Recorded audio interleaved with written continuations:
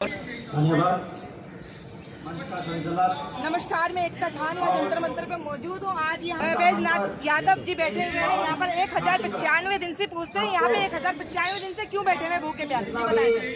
मैं पिछड़ा वर्ग को 60% आरक्षण दिलाने के लिए, जाति जनगणना कराने के लिए, ईवीएम हटाने के लिए और लोगों को हक अधिकार दिलाने के लिए मैं भूखा सत्याग्रह कर रहा हूँ। यह 20 दिसंबर 2020 से उत्तर प्रदेश के जनपद भदोही सशक्त समाजवादी पार्टी के राष्ट्रीय कार्यालय नागमणपुर से चालू है। ये डॉक्टर राम मनोहर लोहिया जी के सपनों को साकार करने के लिए लड़ाई लड़ी जा रही है। जिन्होंने कहा था जिसकी जितने संख्या भारी उसकी उतनी हिस्सेदारी। ये लड़ाई वहाँ चल रही है। मैं जाति जनगणना की मांग कर रहा हूँ। लोग हक अधिकार से वंचित हैं। देश में सबसे ज़्यादा पिछड़ा वर्ग की आबादी है और कुछ पदों पर इनका कोई स्थान इनको नहीं दिया जा रहा है, न तो डायरेक्ट भर्तियों में और न तो प्रमोशन में। आप लिस्ट उठाकर देश के लोग देख लें, कुछ पदों पर पिछड़े वर्ग का प्रतिनिधित्व बिल्कुल नगण्य है। लड़ाई वहाँ लड़ी जा रही है कि देश संवैधानिक हो चुका है। संविधान के मुताबिक देश को चलना चाहिए, लेकिन संविधान के मुताबिक देश नहीं चल रहा है। आज पार्लियामेंट के मेंबरों का निलंबन हो रहा है और 141, 198 एक संख्या बढ़ती जा रही है। ये क्या हो रहा है? देश में संविधान खतरे में है। मैंने लिखा है संविधान खतरे में है, संविधान लोग का खतरे में। मैंने जो लिखा लगता है कि संविधान खतरे में है और देश खतरे में, लोकतंत्र खतरे में है। पार्लियामेंट के 200 सांसद जब ये मांग कर रहे हैं कि अडानी के मामले पर और जेपीसी के मामले पर जब मांग कर रहे हैं कि जेपीसी को गठित किया जाए और उसकी जांच कराई जाए, तो 200 सांसद पार्लियामेंट से विजय चौक तक मार्च कर रहे हैं। 200 सांसद देश की सबसे बड़ी आबादी के सांसद, और उनकी नहीं सुनी जा रही है और जेपीसी की मांग नहीं हुई, निलंबन हो रहा है और महुआ मोइत्रा को बात रखने का मौका नहीं मिल रहा है। मोदी जी तो सबकी सुनते हैं, सबको लेके चलते हैं, सारा विकास वही कर रहे हैं। पार्लियामेंट में सांसदों की ही नहीं सुनी जा रही है, वो आप कर रहे हैं, सबकी सुनी जा रही है। पार्लियामेंट में सांसदों की ही नहीं सुनी जा रही है। देश खतरे में है और आप करें सबकी सुनी जा रही है। कोटा में हमारे बच्चे सुसाइड कर रहे हैं, निर्वस्त्र करके महिलाएं घुमाई जा रही है, डिजिटल की बात की जा रही है और डिजिटल जो है पार्लियामेंट बना उसमें अभी बरसी के दिन जो जिसमें हमारे 1 दर्जन जवान शहीद हुए थे 2001 में, उसी दिन सुरक्षा चाक चौबंद नहीं थी। गृह मंत्री से हमने उसी दिन इस्तीफा मांगा था कि डिजिटल पार्लियामेंट को भी सुरक्षित नहीं रखा जा सका, इसलिए कि ये सरकार फेल है, यह सुरक्षा करने में फेल है। लोग मारे जा रहे हैं, हिंसा हो रही है, बलात्कार हो रहे हैं, रोजगार नहीं है, महंगाई चरम पे है, जीविकोपार्जन मुश्किल हो रहा है। ऐसी सरकार को देश में रहने का अधिकार नहीं है। जो गलत और झूठा आश्वासन दे करके देश में सत्ता हासिल किया है, उसको इस देश में सत्ता में बने रहने का कोई अधिकार नहीं है। आज लड़ाई वहाँ तो सत्ता में तो उन्होंने काम करके सत्ता हासिल की है, कोई बातों से थोड़ी सत्ता हासिल की है। झूठा आश्वासन दे करके वो सत्ता हासिल किया। 2 करोड़ नौकरी हर साल, किसानों की आय 2 गुना होगी। 20 करोड़ नौकरी आज होनी चाहिए।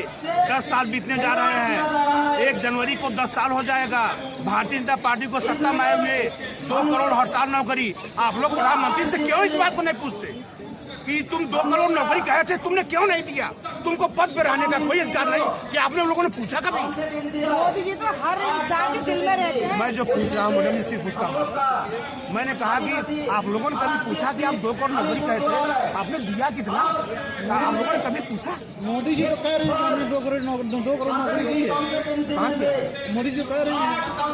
आपके घर के बच्चे को नहीं मालूम? अरे मुझे नहीं मालूम। नहीं, आपको जब आपके घर के बच्चों को नहीं मालूम है तो अब इसलिए मैं कह रहा हूँ कि देश में संविधान खतरे में है। देश को बहुत लोगों ने अपना जान न्यौछावर करके बनाया है। ये संविधान किसी एक व्यक्ति की नहीं, किसी एक पार्टी की नहीं, किसी एक समाज की नहीं, ये पूरे देश का कंफ्यूजन है संविधान।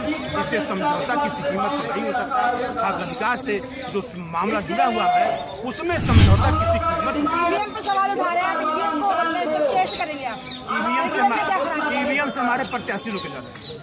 हमारा पर्चा हमने नामांकन किया था 2014 में लोकसभा क्षेत्र भदोही से, उत्तर प्रदेश के 78 नंबर से मेरा पर्चा 2014 में निरस्त कर दिया। मैं अनशन पर चला गया। 2019 में मैंने नामांकन किया लोकसभा मेंबर के लिए और मेरा पर्चा निरस्त कर दिया। तो मेरी ये मांग है, किसी भी प्रत्याशी का पर्चा निरस्त क्यों हो रहा है? सरकार के पास सारे रिकॉर्ड हैं, सरकार ये पता करे कि अमुक व्यक्ति का पर्चा निरस्त नहीं होना चाहिए, सारे रिकॉर्ड उसके पास है। ये जानबूझ जो है व्यवस्था है, संविधान लागू है, एक एक व्यक्ति एक विचार है, उसको मौका नहीं मिलेगा तो संविधान अपना पूरा काम नहीं कर रहा है। मैं गुलाई संविधान के साथ ही चलते हैं मोदी जी, हर काम संविधान के साथ लेके चलते करते हैं। आपने देखा 182 सांसद अभी निलंबित हुए, तो ये संवैधानिक है। और बहुआ मोहित्रा को अपनी बात रखने का मौका नहीं मिला, वो संवैधानिक है। 200 सांसद जेपीसी की मांग कर, जेपीसी क्या है? क्या है जेपीसी? जो है केवल जेपीसी है ज्वाइंट पार्लियामेंट्री कमेटी, और सत्ता पक्ष विपक्ष के सांसद मिलकर के जो स्थिति है, जिस मांग को लेकर के जेपीसी होगा उस पर इंक्वायरी होगी और वो कमेटी गठित। ये पार्लियामेंट में क्यों नहीं हुआ? क्यों जेपीसी की मांग नहीं हुई? और हमारे सांसद आज असहज महसूस कर रहे हैं पार्लियामेंट के अंदर, उनकी नहीं सुनी जा रही है।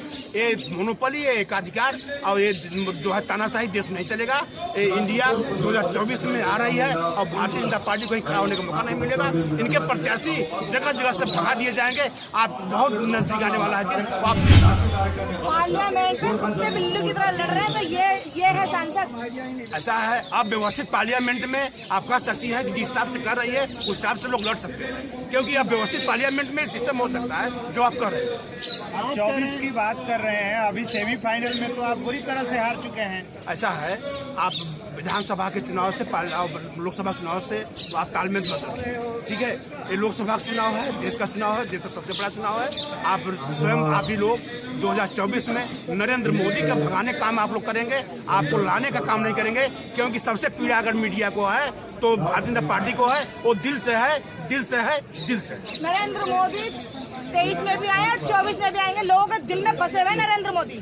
ऐसा है, देश के लोगों को और असंवैधानिक से मारना हो तो आप जैसे और तमाम मीडिया के लोग लाने की बात करें, क्योंकि जब जब भारतीय जनता पार्टी ने एक्ट पारित किया है उसके एवज में लोग मारे गए। आप कोई भी बता दीजिए हमको, कोई कानून बता दीजिए। आप जब नोटबंदी हुई उसमें लोग मारे गए, लाइन खड़े करके मारे गए, उससे मिला गया हमारे देश को। उसके बाद 78 सीआरपीएफ के जवान दंतेवाड़ा में काट दिए गए, पुलवामा घटना घटा। जब तुमने कहा कि नोटबंदी होगी तो यहाँ पे जो है बिल्कुल आतंकवाद खत्म होगा, उसके बाद 78 पालिया हमारे सांसद जो है सीआरपीएफ जवान काट दिए गए, वो जिम्मेदार कौन है? तो मोदी जी जिम्मेदार है। मोदी जी सिर्फ जिम्मेदार इस नोटबंदी के लिए है? मोदी जी ने काटा उन्हें। मोदी ने सिर्फ नोटबंदी का जिम्मेदार है, सिर्फ रातों रात राजशाही थोड़ी है कि रातों रात तुम लोगों को जो है फरमान जारी करते रहो। जिस हिसाब से नोटबंदी के दिन, नोटबंदी के समय रोज नए नए फरमान आए, उसमें पार्लियामेंट एक्ट पारित नहीं किया। ये प्रधानमंत्री अपने मन से ये जो है रोज जो है बयान जारी करता रहा। यह देश खतरे में है। आप लोग देश से मैं अपील करता हूँ, सच्चाई छापो, देश को बचा लो, देश खतरे में है। युवा हमारा आत्महत्या कर रहा है, हमारे बच्चे आज कोटा में आत्महत्या कर रहे हैं, एक बच्चा रोज मर रहा है। क्या यह सरकार नौकरी नहीं दे सकती? लाखों लाख नौकरियां बाकी है विभागों में, यह सिर्फ मार रही है। ऐसी सरकार को जरूरत नहीं है। तो लोगों को अपराध भ्रष्टाचार खत्म किया है मोदी जी ने। हाँ, आप बिल्कुल सही कह रही है। 3 महीने में बाद जो निर्वाचन करके महिलाएं घुमाई गई थी, उसके बाद ही इसको संज्ञान दिया गया। ये आप बिल्कुल सही कर रहे हैं कि अपराध खत्म कर रहे हैं। जीरो टॉलरेंस की बात करने वाला हर जगह हिंसा करा रहा है, लोग मारे जा रहे हैं। और किसी भी काल में निर्वाचन करके महिलाएं नहीं घुमाई गई।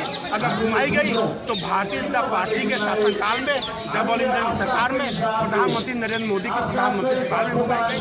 आप लोग इसको छापिए और पूरी दुनिया बता दीजिए ये प्रधानमंत्री निर्वाचन करके महिलाएं घुमाई।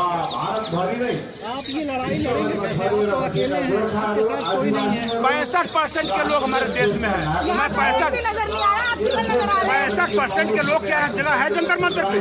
मैं सबको बुला लूं, मैं सबको बुला लूं, क्या याद जगह है? मैं 65% की लड़ाई लड़ रहा हूँ। मैं संख्या देख के काम नहीं कर रहा हूँ। ये लड़ाई 3 साल से हो रही है। ये 2024 है। मैं देश की सबसे आबादी के लिए लड़ रहा हूँ। मैं भूखा सत्याग्रह कर रहा हूँ। लोगों से कह दिया हूँ, आप लोग अपना काम कीजिए, आगे का भविष्य सुधारिए अपने बच्चों का। ये जंतर मंतर पे बैजनाथ यादव अकेले आपकी आवाज बंद करके 2024 भारतीय जनता पार्टी को सत्ता से दूर करेंगे। ओबीसी के लिए ओबीसी के लिए और सबके हक अधिकार के लिए। हक अधिकार से जुड़ा मैटर सिर्फ ओबीसी का नहीं है। खाली 65 करोड़ तो 65 करोड़ खाली ओबीसी ओबीसी का मैं कह कर रहा हूँ कि जो हक अधिकार से वंचित है।